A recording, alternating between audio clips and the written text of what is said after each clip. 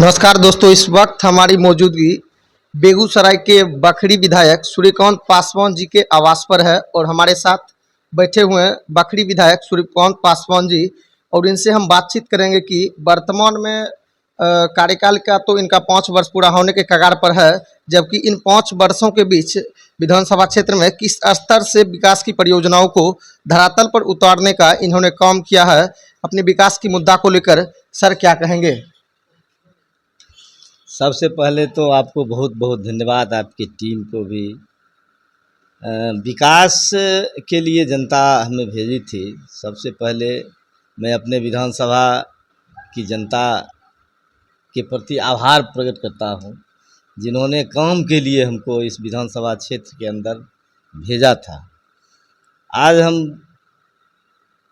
उनके आशीर्वाद से, जनता के आशीर्वाद से अपने विधानसभा क्षेत्र में ऐतिहासिक काम किए। जो हमारे आम आवाम का वो मांग था, जो आप जीतिएगा, आपके जैसे पत्रकार चाहे प्रिंट मीडिया हो, इलेक्ट्रॉनिक मीडिया हो, तमाम लोगों ने सवाल हमसे किया था कि अगर आप चुनाव जीत करके जाएंगे तो बखरी में क्या क्या सब आप करेंगे। तो हमने कहा, जो जब हम चुनाव कैंपेन में थे, लोगों से मुखातिब हो रहे थे, वोट मांग रहे थे, तो हमारे अधिकांश नौजवान, छात्र नौजवान, वो यही चर्चा करते थे, बखरी विधानसभा क्षेत्र के अंदर डिग्री कॉलेज नहीं है। हमने डिग्री कॉलेज की स्वीकृति करवाया, आज डिग्री कॉलेज बन रहा है। हमने शिक्षा और स्वास्थ्य पर काम करने का संकल्प लिया था, आज हम उस क्षेत्र में काम कर रहे हैं। शिक्षा में भी कर रहे हैं और स्वास्थ्य के क्षेत्र भी कर रहे हैं। आज डिग्री कॉलेज हमारा बन रहा है। ITI कॉलेज हमारे विधानसभा क्षेत्र में गरपुरा प्रखंड के वो सोनमा पंचायत में बन रहा है। आज ITI कॉलेज आपको रामपुर में बन रहा है, नगर पंचायत क्षेत्र है बखरी का, वहाँ बन रहा है। आपको मैं बतला देना चाहता हूँ, OBC छात्रावास सह विद्यालय, जो अत्यंत पिछड़ा और पिछड़ा वर्ग के लोगों के लिए वह विद्यालय हमारे विधानसभा क्षेत्र के घाघरा पंचायत के सिमरी में बन रहा है। वो जिला लेवल का वो विद्यालय है। 650 हमारे गरीब के बच्चे उसमें रह करके पठन पाठन का काम करेंगे। सबसे बड़ी बात तो सर ये है कि आपके विधानसभा क्षेत्र में अभी वर्तमान में 4 प्रखंड आते हैं, जिसमें कि डंडारी और गढ़पुरा, नावकोठी, बखरी 4 प्रखंड है। सर्वाधिक विकास की योजना आपका सर किस प्रखंड में रही है, इस पर सर क्या कहेंगे? देखिए, प्रखंड की बात हम नहीं करेंगे, हम विधानसभा की बात करेंगे जी। जिस तरह हम देखते हैं डंडारी को जी, उसी तरह नावकोठी को, उसी तरह बखरी को, उसी तरह गढ़पुरा को। मेरे लिए चारों ब्लॉक बराबर है। आपको मैं बतला देना चाहता हूँ पत्रकार महोदय, मैं डंडारी ब्लॉक के अंदर सामुदायिक स्वास्थ्य केंद्र हमारा बन रहा है, जो आप भी देखे होंगे जी। आज नावकोठी के अंदर भी बन रहा है, गढ़पुरा के अंदर भी बन रहा है जी। बखरी के अंदर स्वीकृत है हमारा अनुमंडल अस्पताल, वो बनेगा। हमने डंडारी ब्लॉक के सभी पंचायत में स्वास्थ्य उपकेंद्र की स्वीकृति करवाई है, वो बनेगा और बेहतर बनेगा। हमारे गांव की महिला प्रसव के लिए जो ब्लॉक जाती थी, जिला अस्पताल जाती थी, अनुमंडल अस्पताल जाती थी, ब्लॉक अस्पताल जाती थी, अब वो काम हमारे पंचायत के अंदर होगा। हम स्वास्थ्य के क्षेत्र में इतना काम किए हैं, सभी पंचायत के अंदर वो स्वास्थ्य उपकेंद्र बनेगा और अच्छा ढंग से बनेगा। लगभग 85 लाख की लागत से वह स्वास्थ्य केंद्र बनेगा, हर चीज़ से लैस रहेगा। उसी तरह हमारा डंडारी हो गया, नावकोठी में भी उसी तरह बनेगा, गढ़पुरा में भी उसी तरह बनेगा, बखरी में भी उसी तरह बनेगा। आप कह रहे हैं रोड के मामले में, मैं अपने विधानसभा क्षेत्र में मैं दावे के साथ कहना चाहता हूं, और हमारे विधानसभा क्षेत्र की जनता से भी आप जाकर के पूछिए, जो हमने रोड का जाल बिछा दिया, एक भी रोड हमारा टूटा हुआ नहीं है। तो आप भी आए होंगे डंडारी से, जो 20 साल से रोड जर्जर था, आज एक ग्रेड वह रोड बन गया है। तो आप पत्रकार हैं, आप लोकतंत्र के चौथे स्तंभ हैं, घूमते भी हैं, आप स्वयं उसको देखिए और उस तरह आप अपने अखबार में छापिए, टीवी है, आपका चैनल है, जी। उसमें दिखाइए। जिस प्रकार से सर अभी देखी जा रही है कि हर कंपनी अपने अपने जगह पे जो लूट खसोट कर रही है, उसी जगह पे बीएसएनएल की स्थिति काफ़ी लचर है, जबकि इसके जगह पर दूसरे कंपनी के द्वारा जनताओं से खुलेआम लूट खसोट किया जा रहा है, जबकि सरकार मौन पड़ी है। इस पर सर क्या कहेंगे? देखिए, इस देश की सरकार, भारत की सरकार, वो जो है खास करके मल्टीनेशनल जितने भी कंपनी हैं, जी उसको बढ़ावा दे रही है इस देश के अंदर। जी इस देश के अंदर जितने भी हमारे सरकारी उपकेंद्र माने तंत्र था, जी चाहे वो बीएसएनएल हो, जी चाहे पोस्ट ऑफिस हो, बैंक हो, एलआईसी हो, जीआईसी हो, जितने भी है जी हमारे देश के अंदर, वो सब प्राइवेट सेक्टर के हाथों में बेच दिया। वही हालात है बीएसएनएल का। एकमात्र हमारा बीएसएनएल बचा है, उसको भी तो हम समझते हैं बेच दिया है जी या बेचने की तैयारी है। यो कह रहा है जो सरकारी जितना भी सब क्षेत्र है वह काम नहीं कर रहा है। आप किस लिए बैठे हुए? विद्यालय आप दे रहे हैं प्राइवेट कंपनी को, रेल आप दे दिए प्राइवेट कंपनी को। जी आप पटना से हम सरकारी ट्रेन से 75 रुपया किराया में जाते हैं, जी और वही वंदे भारत जो प्राइवेट रेल है उसमें 750 775 रुपया किराया दे करके जाना पड़ता है लोगों जी को। आज बैंक देख लीजिए, बैंक सारे बैंक को एकीकरण कर दिया, बैंक ऑफ बड़ौदा को दे दिया पूरे देश के अंदर। जी जी जितने भी हमारे कर्मचारी थे तमाम लोगों का अब वेतन, खास करके पुलिस विभाग, सारा वेतन उनके बैंक ऑफ बड़ौदा से मिलेगा, एसबीआई से हटा करके। क्या ये तुक है जो एसबीआई से हटा करके और बैंक ऑफ बड़ौदा को दे दिया गया, प्राइवेट सेक्टर को दे दिया गया? ये काफ़ी दुखद बात है। माननीय प्रधानमंत्री जी इस देश को बेच रहे हैं, मेरा डायरेक्ट आरोप है। सार्वजनिक क्षेत्र को बेच रहे हैं और इन्होंने बारीकी से इस देश में जो दलित हैं, जी पिछड़े हैं, अकलियत हैं, तमाम लोगों को डॉक्टर बाबा साहब भीमराव अंबेडकर ने जो आरक्षण दिया, वो आरक्षण को बारीकी से माननीय प्रधानमंत्री समाप्त कर रहे हैं। हमको तो सरकारी जो क्षेत्र है उसमें आरक्षण मिला है, जी निजी क्षेत्र में तो आरक्षण नहीं मिला है। ऐसा प्रावधान नहीं है।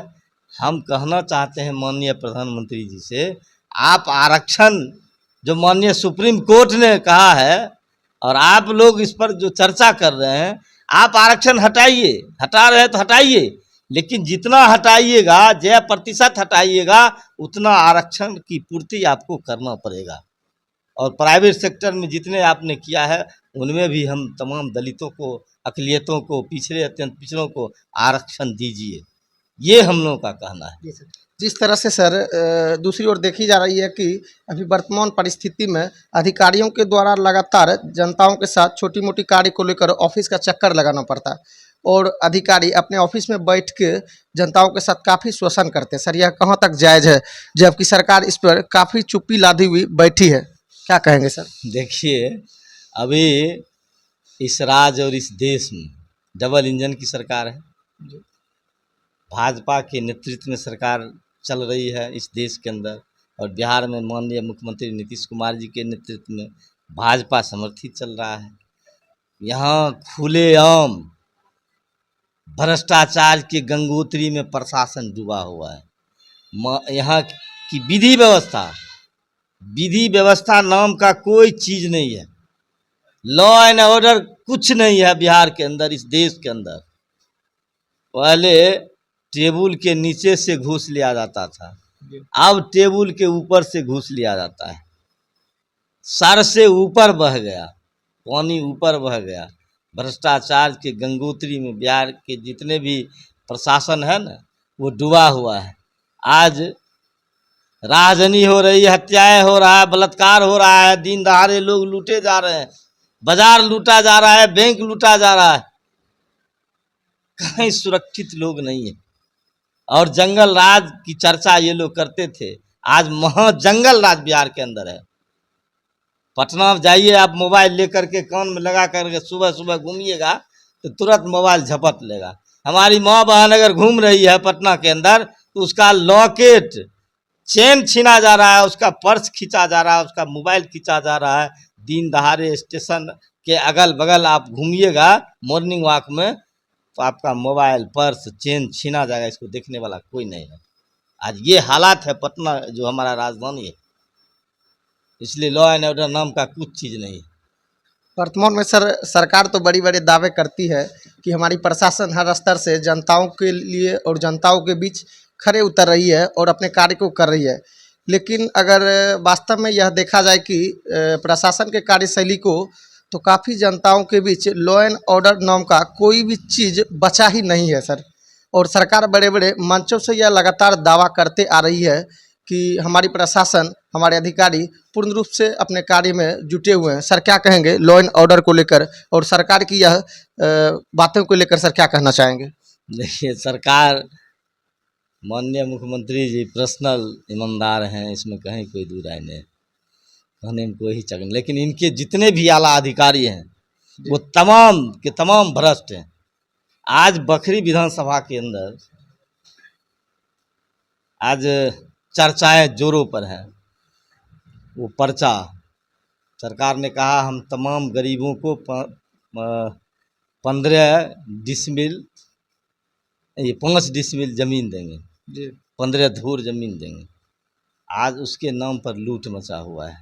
आज जो हमारे किसान मजदूर मोटेशन करने के लिए जाते हैं ब्लॉक के अंदर, आज मोटेशन के नाम पर लूट मचा हुआ। आज सर्वे जो सरकार करा रही है, आज सर्वे के नाम पर लूट मचा हुआ है। पदाधिकारी, कर्मचारी और उसका जो दलाल होता है, ये सब लोग मिल करके इस बिहार को लूट रहा है। हमारे विधानसभा में 4 ब्लॉक है, चारों ब्लॉक में त्राहिमाम मचा हुआ है। किसान जो वो मोटेशन के लिए दे आए हैं दस्तावेज, कुछ न कुछ कॉज लगा करके उससे मोटा रकम वसूला जा रहा है, भारी भरकम वसूला जा रहा है। इसलिए हम इस सरकार से मांग करते हैं कि आप जान रहे हैं जो पहले खतियान था वो उर्दू फारसी में था और उसका भी ये लोग फ़ायदा उठा रहे हैं। एक भी पिछले रसीद में कहीं भी खाता खेसरा चढ़ा हुआ नहीं है, चौहद्दी चढ़ा हुआ नहीं है, और आज उसके नाम पर आज लूटा जा रहा है। इसलिए ये इस काम को सरकार को सबसे पहले जनता को समझा देना चाहिए। प्रत्येक पंचायत में कैंप लगा करके तब इस काम को करना चाहिए। आज धड़ल्ले से ये सर्वे का काम शुरू हो गया। आज हमारे गरीब गुरबा त्राहिमाम है। सर्वे के नाम पर वो जो अमीन आया है, उसके जो पदाधिकारी आए हैं, लूट खसोट मचा रहे हैं। सर अभी आगामी विधानसभा चुनाव जो सर आपका है, आगामी विधानसभा चुनाव को लेकर सर आपकी तैयारी किस स्तर से चल रही है और विधानसभा चुनाव को लेकर सर क्या कहना चाहेंगे हमारे चैनल के माध्यम से? सबसे पहले मैं आपको कहना चाहते हैं हमारी पार्टी भारतीय कम्युनिस्ट पार्टी कभी चुनाव की तैयारी नहीं करती है और हम लोग सब दिन चुनाव की तैयारी करते हैं और हमको आम आवाम पर भरोसा है, विश्वास है, चूँकि हम उनसे ज़िंदा हमारा लगाव है। हम रोज़ बरोज़ उनकी खबर लेते हैं, पूछते हैं, उनसे जानकारी लेते हैं, उनकी सुख दुख को लेकर, उनकी समस्या को लेकर ब्लॉक से लेकर के ज़िला तक हम आंदोलन करते हैं। इसलिए अगली विधानसभा की तैयारी हमारे पार्टी के दिशा निर्देश पर ही होगा। पार्टी तय करती है हमारी, हम उसमें कुछ नहीं है। अगला कौन उम्मीदवार होगा नहीं होगा ये पार्टी तय करेगी, हम इसको तय करने वाले नहीं हैं, नहीं हम घोषणा करने वाले हैं। जनता महान है, पार्टी महान है। हमारे जैसे गरीब लोगों को टिकट दे करके आज विधानसभा भेज दिया भारतीय कम्युनिस्ट पार्टी। दूसरे पार्टी में जाइए तो लाख नहीं करोड़ रुपया दे करके टिकट लेकर के खरीद कर आता है और विधानसभा में चुनाव लड़के जीत के जाता है। हमारे पार्टी में ग्राउंड से हमारे शाखा तय करती है, हमारे अंचल तय करती है, जिला तय करती है, तब उम्मीदवार होते हैं। इसलिए इसके संबंध में हम आपको कुछ नहीं कहेंगे। हम जनता के बीच हैं, हम जनता की सवालों को लेकर काम करते हैं। उनका जो काम है हम उस पर विश्वास रखते हैं, भरोसा रखते हैं, काम कर रहे हैं। पार्टी जो करेगी पार्टी सर्वोपरि है, इसलिए पार्टी जो निर्णय लेगी, जो फैसला लेगी, उस पर हम अमल करेंगे। बहुत बहुत धन्यवाद सर, हमारे इस चैनल में समय देने के लिए। काफ़ी आपने महत्वपूर्ण समय को हमारे चैनल के बीच दिया, इसके लिए सर आपको बहुत बहुत धन्यवाद हमारे चैनल की ओर से, दर्शकों की ओर से।